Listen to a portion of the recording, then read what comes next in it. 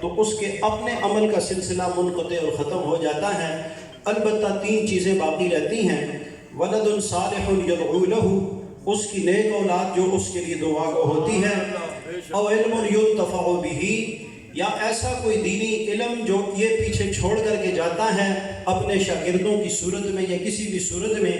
وہ علم کا سلسلہ چلتا رہتا ہے تو اس کے نامہ اعمال میں اس کے مرنے کے بعد بھی اضافہ ہوتا رہتا ہے۔ او صدقۃ جاریہ، اور رسول اللہ صلی اللہ علیہ وسلم نے فرمایا کہ یا کوئی صدقہ جاریہ کوئی انسان اپنے پیچھے چھوڑ جائے تو وہ صدقہ جاریہ کا سلسلہ جب تک چلتا رہتا ہے، یہ انسان خود اگرچہ قبر کی پتال میں اتر گیا ہے لیکن اس کے باوجود بھی اس کے اعمال نامے میں یہ اجر و ثواب اور نیکیاں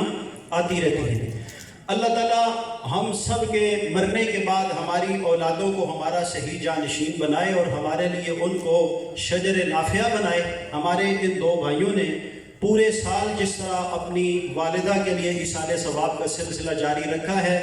کوئی ہفتہ اور کوئی مہینہ اور کوئی دن خالی نہ رہا کہ جس دن انہوں نے قرآن پاک کی تلاوت، ذکر اذکار اور دیگر معمولات کروا کر اپنی والدہ کو ایصال ثواب نہ کروایا ہو۔ یہ یقیناً جہاں جانے والوں کا حق بنتا ہے،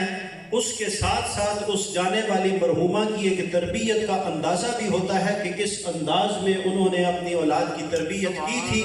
کہ وہ دنیا سے چلے جانے کے بعد بھی ان کے لیے یہ ذخیرہ آخرت بنے ہیں۔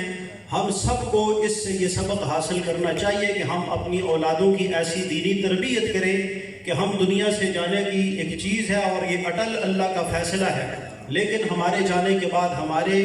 یہ نیک اولاد یہ ہمارے لیے صدقہ جاریہ کے طور پر ایصال ثواب کرتی رہے۔ اللہ تعالیٰ